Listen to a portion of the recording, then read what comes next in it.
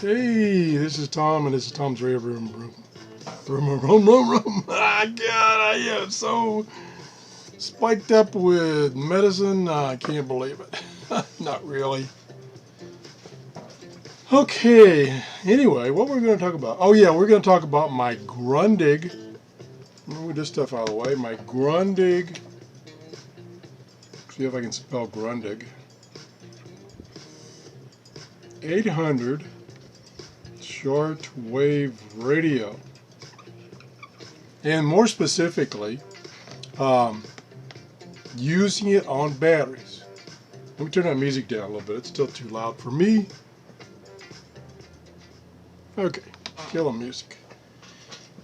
What I have noticed on this Monster Grundig radio is, if you saw my reviews of the radio, you know I don't have a good AC adapter for it. The one that came with it creates a lot of RF noise, and you can't even listen to shortwave at all. I got another one, not any better. I've used a lab supply, and it works fine. With a lab supply, heavy filtering works fine. So I was thinking, I'm not going to use it that much as far as continuously being on. So I'm just going to use it on batteries. So I put batteries in it. I used it for a couple hours and then turned it off and didn't use it for a number of days. I don't know how many. Turned it on, went to turn it on, and the batteries were totally dead. So I thought, man, I kind of used mixed set of batteries. I didn't have brand new batteries. So I went and bought some brand new D-cell batteries. It takes 6 D-cells. And I loaded it up, turned it on, working fine, used it for about 10 minutes. I turned it off. I did not use it for several weeks. I don't know if it was 2 weeks or 3 weeks, but I didn't use it for a long time. I noticed that the clock was off. Once it turned on, it didn't turn on. I took the batteries out. They're dead. They're about a volt instead of 1.5. Now it uses 6 batteries in series to create 9 volts. 9 volts what it wants. So I'm like, what is going on here? So I thought, well, maybe I'll make a show and get some inputs from my viewers as to what's going wrong. So let me do some math here and see if my math is wrong. Okay, I looked it up on the internet, and the typical capacity of a alkaline D cell is 10,000 milliamp hours. That's typical. And I'm not sure, when it says capacity, I'm not sure how low it can go before it says, okay, that's the capacity.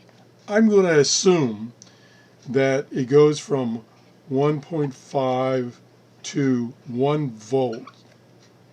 And then when it gets to 1 volt, it assumes that's the capacity. That's the 10,000 milliamp hours. And definitely this radio worked down to, I think, about 7 volts. And then it won't come on. So if I've got 6 batteries at 1 point something, let's just do the math there. Okay, so we got 7 volts. Turn my phone on here. Got 7 volts, and we got 6 batteries. Real high math here. So that's about 1.12. So each battery is down to about 1.12, which is about what I saw when it wouldn't come on.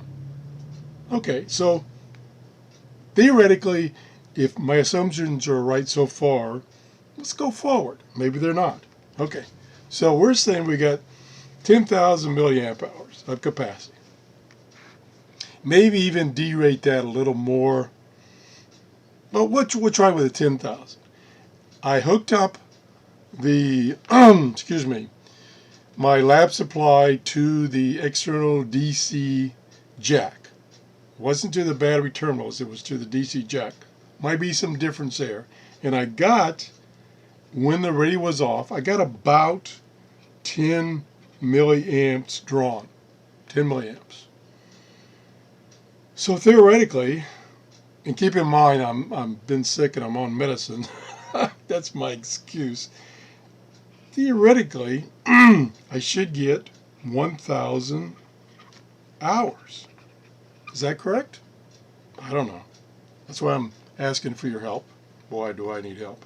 So, if I've got 1,000 hours of capacity from those batteries, keeping in mind they're in series. So, I take 1,000 hours, and now you don't need to see it. I take 1,000 hours, and I divide that by 24 hours a day, and we'll see how many days we get. That should give us 41 days. Or if you divide that again by 7, oh, I think I screwed up. Oh, hit the keyboard about 6 times. Okay, 41 divided by 7, real high math here. That's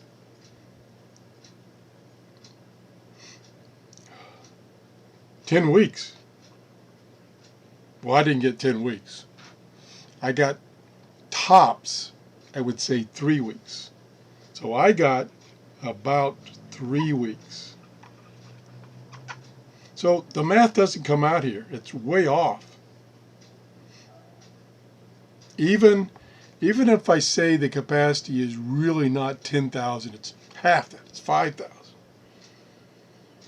So that would cut all these numbers in half. So instead of 10 weeks, I would have 5 weeks.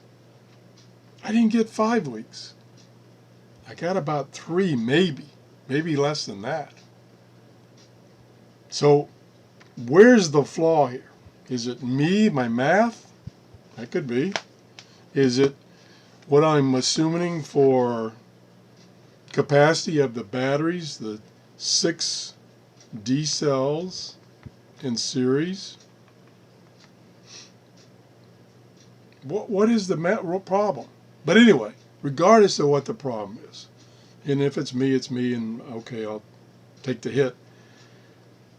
It tells me that I can't run that radio on batteries for more than, and this was off. This was 3 weeks of it being off. It was only on that I know of for like 5 minutes during that whole 3 weeks. So I can't even leave it off and expect it to last more than a month without killing the batteries. And these batteries are about, because they're Duracell, they're about $1.50 a piece. And you got 6 of them. That's $9 a shot. That's pretty expensive. So I've got to solve the problem with an AC adapter. I got to find an AC adapter. Now, one thing that I've looked at is on Amazon, they've got some Chinese lab power supplies. They're about $40,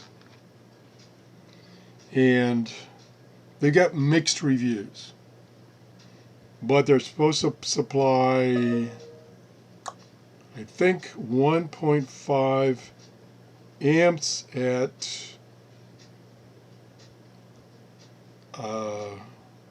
the high end, I think 30 volts. So more than enough. Also, I measured the current that the Grundig 800 draws when it's on. And it draws between 300 and 400 milliamps when it's on at medium volume. So it's a hog. It takes power. So if you're getting these suggestions, if you see anything wrong with my math, please let me know. I gotta figure this out. If you got any more suggestions about a power supply, I've got to find a power supply. I do have some spare lab supplies, but they're bulky. They're bulky. They're big as a shoebox. I don't want to use that. I want something that's compact, that doesn't introduce all that hum, that AC noise on shortwave. So anyway, that's the show for today. Thanks for watching. Bye-bye. Again, if you have any suggestions, leave me a comment, or you can send me an email.